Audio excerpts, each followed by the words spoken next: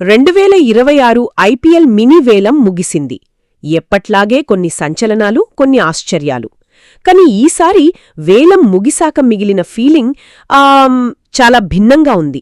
మన దగ్గరున్న విశ్లేషణలు చూస్తుంటే ఇది కేవలం ఆటగాళ్ల కొనుగోలు, అమ్మకాల వ్యవహారంలా లేదు.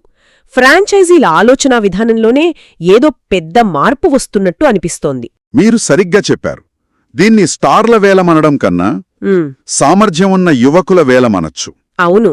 ఎందుకంటే ఈ మార్పు యాదృచ్ఛికంగా రాలేదు. గత 2-3 సీజన్లుగా చూస్తున్నాం కదా. యశస్వి జైస్వాల్, తిలక్ వర్మ, సాయి సుదర్శన్ ఇలాంటి వాళ్లు తమ జట్లకు మ్యాచ్ విన్నర్లుగా మారుతున్నారు. నిజమే.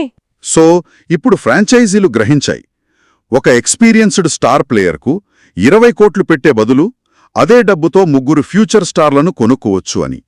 ఇదొక పోర్ట్ఫోలియో అప్రోచ్ లాంటిది. రిస్క్ తక్కువ, రివార్డ్ ఎక్కువ. ఈ కొత్త ట్రెండ్కి చెన్నై సూపర్ కింగ్స్ కంటే పెద్ద ఉదాహరణ మరొకటి ఉండదేమో.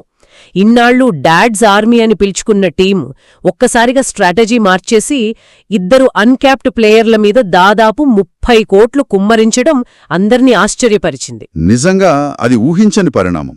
ప్రశాంత్ వీర్, కార్తిక్ శర్మ 2 యువకుల కోసం చెరో 14.2 కోట్ల ఖర్చు పెట్టారంటే సిఎస్కే ఫ్యూచర్ గురించి ఎంత లోతుగా ఆలోచిస్తోందో అర్థమవుతోంది. ప్రశాంత్ వీర్ గురించి చెప్పండి. ప్రశాంత్ వీర్ ఒక complete allrounder. Left arm spin వేస్తాడు, లోవర్ ఆర్డర్లో వేగంగా ఆడగలడు. అతని ఆటతీరు జడేజా లేదా అక్షర్ పటేల్ని గుర్తుచేస్తోంది. అంటే జడేజాకు లాంగ్ టర్మ్ రీప్లేస్మెంట్గా చూస్తున్నారన్నమాట. ఖచ్చితంగా. ఓకే, ప్రశాంత్ వీర్ సంగతి అర్థం చేసుకోవచ్చు. కాని కార్తిక్ శర్మ విషయం కాస్త ఇంట్రెస్టింగ్గా ఉంది. అతను మంచి ఫినిషర్, వికెట్ కీపర్, బ్యాట్స్మెన్. అయితే సిఎస్కే టీంలో ఆల్రెడీ ధోనీ ఉన్నారు, సంజూ శాంసన్ ఉన్నారు. 2 అద్భుతమైన వికెట్ కీపర్లుండగా 14.2 కోట్లు పెట్టి కొన్న కార్తిక్ శర్మకు ప్లేయింగ్ 11లో చోటెలా దొరుకుతుంది? ఇది కాస్త ఖరీదైన బెంచ్ ప్లేయర్ను కొన్నట్లవ్వదా? ఇది చాలా మంచి ప్రశ్న. నా అంచనా ఏంటంటే సిఎస్కే అతన్ని ఈ యొక్క సీజన్ కోసం కొనలేదు. బహుశా ధోనీ రిటైర్మెంట్ తర్వాత వచ్చే 2-3 ఏళ్లలో అతన్ని మెయిన్ వికెట్ కీపర్గా తయారు చేయాలనేది ప్లానేమో. అంటే ఈ సంవత్సరం కొన్ని మ్యాచ్లలో ఇంపాక్ట్ ప్లేయర్గా ఆడించొచ్చు. లేదా సంజూ శాంసన్ను కేవలం బ్యాటర్గా ఆడించి కార్తిక్కు కీపింగ్ బాధ్యతలిచ్చే ప్రయోగం కూడా చేయొచ్చు. ఇది కొంచెం గ్యాంబుల్లాగా ఉంది. ఖరీదైన గ్యాంబ్లే, కానీ ఫ్యూచర్ను దృష్టిలో పెట్టుకుని చేసిన తెలివైన పెట్టుబడిగా నేను చూస్తున్నాను. అంటే పాత తరం ప్లేయర్లతో టైటిళ్లు గెలిచిన సిఎస్కే ఇప్పుడు కొత్త తరాన్ని నిర్మించే పనిలో పడిందన్నమాట. మరి కేవలం సిఎస్కే మాత్రమే కాదు, వేరే జట్లు కూడా ఇదే దారిలో వెళ్లాయి కదా. అవును. ఢిల్లీ క్యాపిటల్స్ కాశ్మీర్కు చెందిన అకీబ్ నబీదార్ అనే బౌలర్పై 8.4 కోట్లు పెట్టింది. అతని స్పెషాలిటీ ఏంటి? అతను డొమెస్టిక్ సర్క్యూట్లో అద్భుతంగా రాణిస్తున్నాడు. గంటకు 145 కిలోమీటర్ల వేగంతో కన్సిస్టెంట్గా బౌలింగ్ చేయగలడు. ఢిల్లీ క్యాపిటల్స్ ఎప్పుడూ ఇలాంటి యంగ్ టాలెంట్ను ఎంకరేజ్ చేస్తుంది. పృథ్వీ షా, రిషబ్ పంత్ లాంటివాళ్లు అలా వచ్చినవాళ్లే. అలాగే రాయల్ ఛాలెంజర్స్ బెంగళూరు మంగేష్ యాదవ్పై 5.2 కోట్లు పెట్టింది. అతను ఆడింది కేవలం 2 మ్యాచ్లట. అవును, అది ఇంకా ఆసక్తికరమైన విషయం. మరి 2 మ్యాచ్ల అనుభవం ఉన్న ఆటగాడిపై అంత డబ్బు పెట్టడానికి కారణమేమై ఉంటుంది? ట్రయల్స్లో అతని పర్ఫార్మెన్స్. దినేష్ కార్తిక్ స్వయంగా చెప్పినట్టు ట్రయల్స్లో మంగేష్ యాదవ్ బౌలింగ్లో ఒక స్పెషల్ స్పార్క్ కనిపించిందట. ఓ. అతని యాక్షన్ను, స్పీడు, కంట్రోల్ చూసి ఆర్సీబీ మేనేజ్మెంట్ ఇంప్రెస్ అయ్యింది. ఇది పూర్తిగా అతని టాలెంట్ మీద పెట్టిన ఇన్వెస్ట్మెంట్. కొన్నిసార్లు ఇలాంటి రిస్కులే పెద్ద జాక్పోట్లు అవుతాయి. సన్ రైజర్స్ హైదరాబాద్ కూడా సలీల్ అరోరా అనే యువ ఆటగాడిని తీసుకుంది. అవును, 11.5 కోట్లకు.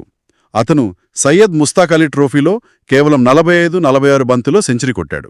ఒకవైపు జట్లు ఇలా ఫ్యూచర్ మీద ఇన్వెస్ట్ చేస్తుంటే, మరోవైపు కోల్కతా నైట్ రైడర్స్ మాత్రం ప్రెజెంట్ని గెలవడానికి తమ ఖజానాను దాదాపు ఖాళీ చేసింది.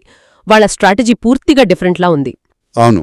కామెరాన్ గ్రీన్ కోసం ఊహించినట్టుగానే 25.2 కోట్లు పెట్టారు. అది అర్థం చేసుకోవచ్చు. ఆండ్రీ రసెల్కు ఒక సరైన ప్రత్యామ్నాయం కావాలి.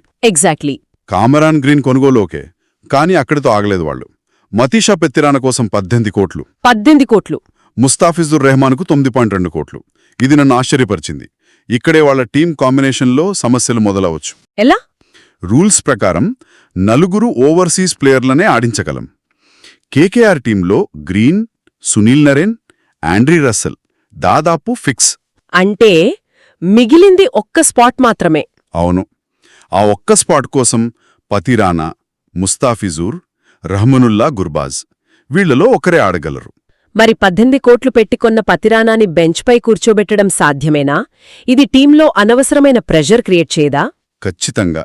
ముఖ్యంగా ముస్తాఫిజూర్పై 9.2 కోట్లు పెట్టడం ఒక స్ట్రాటజిక్ తప్పినంలా అనిపిస్తుంది నాకు. అతను మంచి బౌలరే, కాదనట్లేదు. కానీ ఆ డబ్బుకు ఇంకా మంచి ఇండియన్ బౌలర్లు అందుబాటులో ఉన్నారు. కేకేఆర్ వ్యూహం కనీసం ఒక డైరెక్షన్లో అయినా ఉంది. కానీ లక్నో సూపర్ జైంట్స్ వాళ్ల వ్యూహం అస్సలు అర్థం కాలేదు. వాళ్లు ఏం చేద్దామనుకున్నారో ఎవరికీ అంతుపట్టలేదు. ముఖ్యంగా జాష్ ఇంగ్లీష్ కోసం 8.6 కోట్లు. చాలామంది దీన్ని ఈ యాక్షన్లోనే అత్యంత వింతైన కొనుగోలు అంటున్నారు. వింత అనే పదం కూడా చిన్నదేమో. ఎందుకంటే జాష్ ఇంగ్లీష్ ఈ సీజన్లో కేవలం 4 మ్యాచ్లకే అవైలబుల్. 4 మ్యాచ్లకా? అవును. కేవలం 4 మ్యాచ్ల కోసం దాదాపు 9 కోట్లు ఖర్చు పెట్టడమేంటో అర్థం కావట్లేదు. పైగా వాళ్ళ టీంలో ఇప్పటికే Quinton de Kock, Nicholas Pooran, KL Rahul, ఇప్పుడు Salil Arora, oh my god, ఇలా దాదాపు 5 వికెట్ కీపర్లున్నారు. 5 వికెట్ కీపర్లా? ఇది క్రికెట్ జట్టా లేక వికెట్ కీపర్ల అకాడమీయా? మాస్టర్ ప్లాన్ ఏంటో వాళ్లకైనా తెలుసో లేదో. వాళ్ళ సెలక్షన్ పాలసీ చాలా గందరగోళంగా అనిపించింది. ఇక సన్ రైజర్స్ హైదరాబాద్ విషయానికొస్తే లియామ్ లివింగ్స్టన్ను 13 కోట్లకు కొన్నారు. అయితే అతను ఫస్ట్ అన్సోల్డ్ అవ్వడం, తర్వాత ఇంత ధర పలకడం వెనుక ఒక ఇంట్రెస్టింగ్ కథ వినిపిస్తోంది. ఎల్ఎస్జీ కావాలనే ధరను పెంచి ఎస్ఆర్హెచ్ చేత ఎక్కువ ఖర్చు పెట్టించిందని అంటున్నారు. ఇది నిజమేనా? అవును. దీన్నే ఆక్షన్ టర్మ్స్లో ప్రైస్ జాకింగ్ లేదా బ్లఫింగ్ అంటారు. ఇది ఆక్షన్లో ఒక భాగం. ఎస్ఆర్హెచ్ దగ్గర పర్స్ ఎక్కువగా ఉందని, వాళ్లకొక పవర్ హిట్టర్ ఖచ్చితంగా కావాలని ఎల్ఎస్జీకి తెలుసు. సో వాళ్ళు మైండ్ గేమ్ ఆడారు. అంతే. లివింగ్స్టన్ను కొనాలనే ఇంటెన్షన్ ఎల్ఎస్జీకి లేకపోయినా ఎస్ఆర్హెచ్ని దెబ్బతీయడానికి చివరి వరకు పోటీపడ్డారు. చివరికి ఎస్ఆర్హెచ్కి అతన్ని కొనడం తప్ప వేరే ఆప్షన్ లేకుండా పోయింది. ఓకే, ఒకవైపు ఇంత గందరగోళం, వ్యూహాత్మక తప్పిదాలు ఉంటే, మరోవైపు కొన్ని జట్లు చాలా తెలివిగా తక్కువ ఖర్చుతో జాక్పాట్లు కొట్టాయి. అందులో ఫస్ట్ చెప్పుకోవాల్సింది ముంబై ఇండియన్స్ గురించి. క్వింటన్ డీకాక్ను కేవలం 1 కోటి బేస్ ప్రైస్కు దక్కించుకోవడం నమ్మలేకపోయాను. అది ఆక్షన్లో జరిగిన ఒక అద్భుతం. మిగతా టీమ్స్ ఏం ఆలోచిస్తున్నాయో అర్థం కాలేదు. డీకాక్ లాంటి world class opener, wicket keeper base ప్రైస్కు దొరకడం ముంబై అదృష్టం. ఇది వాళ్ళకి బిగ్గెస్ట్ బై.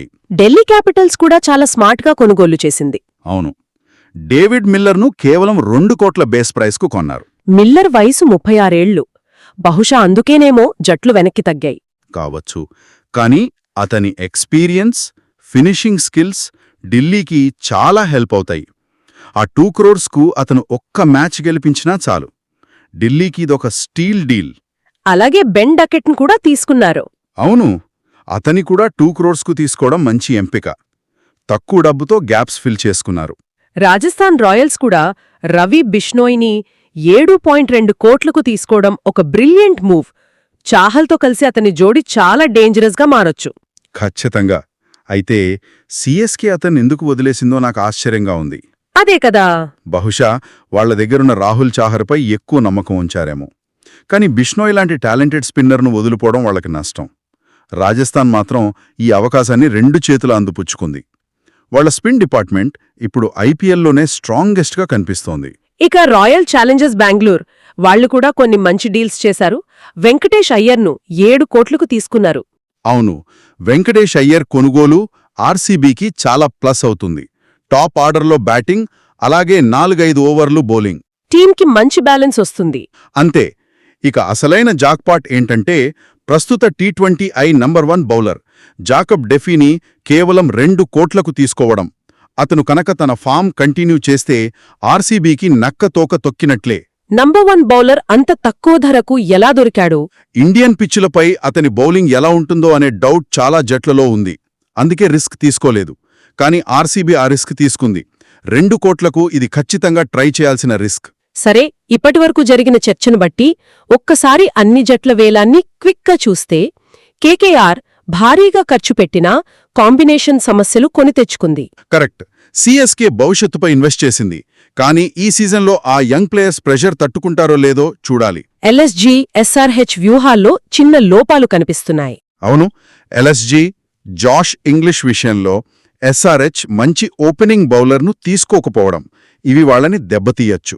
పంజాబ్ కింగ్స్ మాత్రం చాలా సైలెంట్గా తమకు అవసరమైన బ్యాకప్స్ మాత్రమే తీసుకుంది. వాళ్ళది చాలా ఎఫెక్టివ్ ఆప్షన్.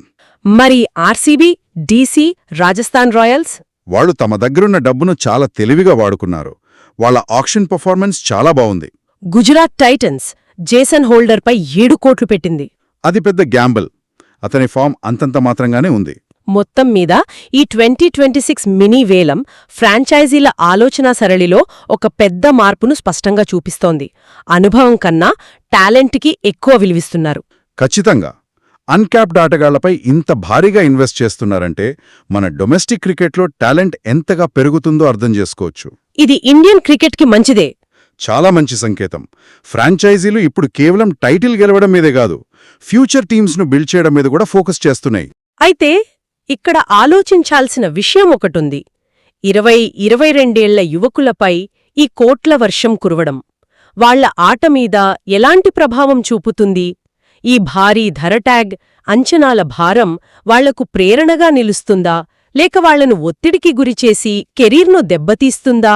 ఆ ప్రశ్నకు సమాధానం రాబోయే ఐపీఎల్ సీజన్లోనే తెలుస్తుంది.